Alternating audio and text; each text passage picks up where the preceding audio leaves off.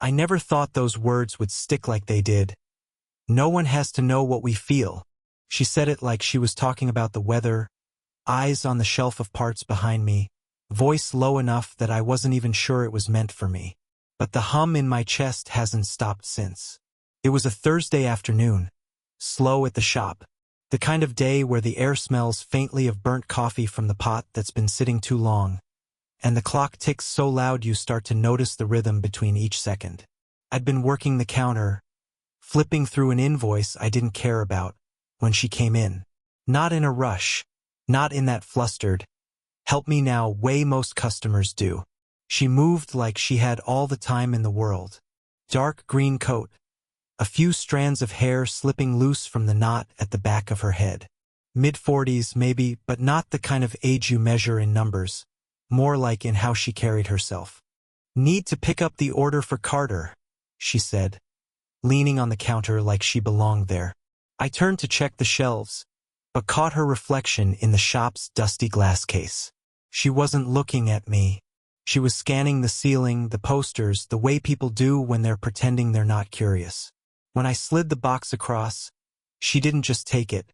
Her fingers brushed mine. Not a lot, not long enough to mean anything. But not quick enough to mean nothing, either. You're new here, she said. About 6 months. Ha! She tapped her nails against the box. Slow, steady. Feels shorter. I didn't know what to say to that, so I just shrugged and tried to focus on the paperwork. She watched me for a second longer than necessary. Then she asked, "You like it here?" I almost laughed. "It's fine. Fine." She smiled. Not big, just enough to crease the corner of her mouth. "You're young. You should hate your job a little more than that." Something about the way she said "you're young" made my face feel warmer. I looked down at the form I wasn't even filling out right anymore. We made small talk, or at least she did. I answered in short lines, but she kept going, filling the air between us. She had this way of leaning in slightly when I spoke, like she was giving me the floor, but her eyes said she was already 2 steps ahead of whatever I was going to say. And then, as she picked up the box to leave, she said it. "No one has to know what we feel." She didn't look at me, just pushed the door open, let the winter air spill in, and walked out into it. I stood there for a full minute after she left, trying to figure out if I'd heard her right. Maybe she'd meant something else. Something about the product, or her order, or hell, maybe she was on the phone and I didn't notice. But there'd been no phone. The shop felt too quiet. The coffee smelled too strong. My hands too still. That night, I kept replaying her voice in my head, like I missed something, or maybe wanted something. She came back 3 days later. I'd half convinced myself I'd imagined the first time. The way her voice had caught in my head, the way her glance had held longer than it should. But there she was, holding the shop door open with her hip, while she balanced a small paper bag in one hand. "Can you take a look at this?" she asked, setting the bag on the counter. "It's making a noise. I don't know if it's normal." It turned out to be a small, portable heater. Old model, scuffed edges. I plugged it in behind the counter, the faint rattle kicking in right away. "Probably just dust in the fan," I said. She nodded but didn't leave. She stood there, arms crossed, scanning the shelves like she was stalling for something she couldn't name. Her hair was down this time, loose, falling over her shoulders in a way that made her seem younger and more tired at the same time. "You look like you didn't sleep," I said before thinking better of it. Her eyes flicked to mine, just for a second. "I don't," she said too quickly, then smiled as if to smooth over the sharpness. "Not much, anyway." I started unscrewing the heater's back panel.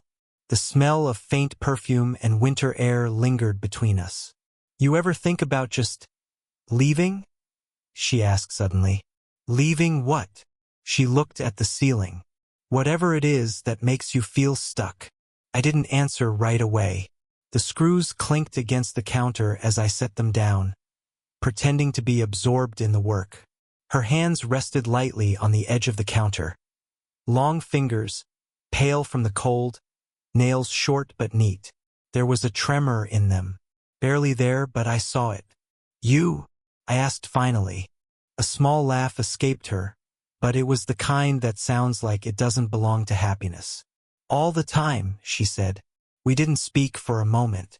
The heater sat open in front of me, dust coating the blades, easy enough to fix if I wanted to. But neither of us seemed in a hurry. When I finished, I tested it, no more rattle. I handed it back. You didn't have to fix it right now, she said. I know. She took the heater, holding it close like it was warmer than it really was. She looked at me then. Not quite a smile, not quite a frown. Something in between, something unsettled. She looked at me like she wanted to say something, but didn't, and that silence felt louder than words. It was closing time when she walked in again. Rain dripping from her coat, strands of hair darkened and clinging to her neck. The bell over the shop door sounded too loud in the quiet. I didn't think you'd still be here, she said, unwrapping her scarf. I lock up late. She nodded, glancing toward the counter. I was just passing by. Thought I'd check in on the heater. It's still fine, I said, but I knew that wasn't why she'd come. The rain outside hit the glass in uneven bursts, blurring the streetlights. She stayed by the counter, shifting her weight like she was deciding whether to sit or leave. You hungry? She asked suddenly. I hesitated. A little. She pulled a takeout container from her bag, sliding it across. Too much for me. You can have some. We sat on opposite sides of the counter, eating from the same container, trading bites in a rhythm that felt more familiar than it should. Her laugh came easier tonight, but there was a faint edge in it, like she was holding something back. Halfway through, her phone buzzed. She looked at the screen too long before flipping it face down on the counter. The smile she'd had a moment ago didn't return. Everything okay? I asked. Yeah. Her voice was lighter than her eyes. Just someone I don't feel like talking to. The rain outside thickened, the kind that made the whole world sound muffled. I found myself watching the way she held her chopsticks. Deliberate, graceful, like she was aware of being watched but didn't mind. There was a moment, I don't know how it started, where the silence between us wasn't awkward anymore, just heavy. Her gaze stayed on me a little too long, and I forgot about the rain, the food, the shop. She shifted her hand closer to mine on the counter. Not touching, just close enough that the space between felt charged. I thought about closing that distance. Then her phone buzzed again. Louder this time, like it wanted to break whatever was forming in that small stretch of air. She glanced down, then back at me, something unreadable flickering in her expression. My hand was halfway to hers when she said, "You should go now," and I did. But only my body left that room. I hadn't planned to see her that night. It was late, the shop already dark when I locked up, the street quiet except for the sound of tires hissing through puddles. I spotted her across the road, standing under the awning of a closed cafe. She wasn't moving, just staring at the wet pavement like it was telling her something. "You okay?" I called as I crossed. She looked up, surprised. "You scared me." "Sorry." She didn't move when I stopped in front of her. Her coat was buttoned all the way, but rain still beaded along her collar. For a moment, neither of us said anything. "You're out late," I said. I couldn't sleep. The air between us felt heavy in a way I couldn't place. Not tension exactly, but something denser. She shifted her weight, glancing at the shop across the street, then back at me. "What are we doing?" I asked before I could stop myself. Her brow creased slightly. "What do you mean?" "This. Whatever this is. You show up. We talk. You leave. I think about it for days. It doesn't feel normal." A passing car sent a ripple of light across her face. She took a breath, slow, like she was buying herself time. "It's nothing," she said finally, but the words didn't land like truth. "It doesn't feel like nothing," I said. My voice came out softer than I intended. Her eyes met mine then, steady, unreadable. I waited for her to step back, laugh it off, change the subject. She didn't. She just looked at me.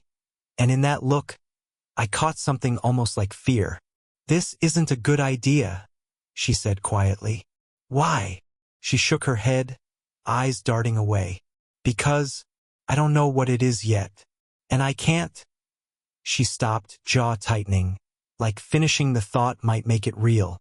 We stood there, the sound of the rain filling in the space our words couldn't. Her hand was at her side, fingers flexing slightly, and I wanted to take it, just to see if it would steady either of us. But I didn't move. Neither did she. She didn't say anything, just looked at me, like she was already mourning something we never even had. She hadn't been in for over a week. Long enough for me to tell myself I was imagining the pull between us. Long enough to almost believe it. Then one evening, I found her waiting outside the shop when I closed up. She didn't explain why she was there. Just asked if I could walk her a couple blocks. We didn't talk much. The streets were quiet, lit by a few tired street lamps. She carried a folded envelope in her hand, pressing it against her palm like she was afraid the wind would take it. Halfway down the block, she stopped in front of an old brick building. "I used to live here," she said. The windows were dark, curtains drawn tight. She looked at them like they still belonged to her. "I was married once," she said. Her voice wasn't shaky, but the words felt like they'd been carried too long. "He died 7 years ago." I stayed quiet, not sure if she wanted me to say anything. She glanced at me, then at the envelope. Today was his birthday. The envelope bent slightly in her grip. I caught a glimpse of handwriting on the back before she tucked it into her coat pocket. "You remind me of him sometimes," she said suddenly. "Not in how you look, just in the way you listen." I didn't know what to do with that. Part of me wanted to ask more, what he was like, how I could possibly resemble him, but I didn't. Her gaze was somewhere else, back in a place I couldn't follow. We stood there in the cool air, both of us watching the building as if it might give her something back. When she finally turned to me, the lines around her mouth had softened. She took a breath like she hadn't allowed herself to in years. And for the first time, she looked at me without fear. It happened in her kitchen. Not the shop, not some late-night street corner. Just her kitchen, quiet except for the low hum of the fridge. She'd invited me in without thinking about it, or maybe she had. I couldn't tell anymore. We'd walked back from the market, her bag of groceries swinging lightly against her leg, talking about nothing that mattered and everything that did. She set the bag down and began unpacking bread, eggs, a jar of honey. Her movements slow, like she wanted to stretch the moment before it was over. I leaned against the counter, watching her in the half-light from the window. "Do you ever wonder how things start?" she asked suddenly. "Sometimes." She turned to face me, leaning back on the counter now. "I think about that night at the shop. How small it was. How easy it would have been for it to be nothing." I nodded, waiting. Her eyes moved to my hands, resting on the counter's edge. "But it wasn't nothing, was it?" I didn't answer because we both already knew. She stepped closer, slow enough for me to hear the faint creak of the floor under her weight. There was no rush, no performance. Just the sound of rain against the window and her quiet breathing. "I don't know if I'm ready," she said. "I'm not asking you to be." We stood there, a foot apart, the distance feeling smaller than it was. I could see the fine lines around her eyes, the way her hair fell unevenly over one shoulder, the tiredness she never hid well. Her hand found mine. Not quickly, not with a pull, just the soft weight of her fingers resting there, like testing if it was safe. I turned my palm to meet hers. We didn't speak. We didn't need to. She stayed like that for a long time, then leaned forward just enough for her forehead to rest against my temple. Her hair brushed my cheek, and for the first time she didn't pull away. She didn't say she loved me, but she let her guard down. And that was louder than any "I love you" ever could be. I think about that night more than I'd like to admit. Not the exact words or even the moment her hand found mine, but the way the air in her kitchen felt different afterward. Like something had shifted, quietly, and we both knew there was no undoing it. It's been months since then. We don't talk about what this is anymore. We don't need to. It's not about labels or timing or anyone else's rules. It's about how the silences between us don't feel heavy now. They feel like rest. I've learned that love doesn't always arrive like fireworks. Sometimes it's a steady thing. The sound of her putting the kettle on, the way she tilts her head when she's reading, the way she listens without rushing to fill the space. She's changed too. She laughs more, even when it's quiet and no one's around to hear. She tells me about her past without that faraway look in her eyes, as if she's finally stopped checking over her shoulder for ghosts. We've both stopped pretending. Not that we're fearless, but that the fear should decide for us. If you told me back then that a few glances across a counter could turn into this, I'd have laughed. Or maybe I would have believed it, because some part of me was already leaning toward her from the very first day. And now, when I catch her looking at me, in that calm, unguarded way, I realize it's not about what we feel being secret anymore. It's about the fact that it doesn't have to be. Maybe that's what love really is. Not the rush, not the chase, but the quiet after. The knowing. Thanks for listening. Tell me in the comments, have you ever had something start small and change everything?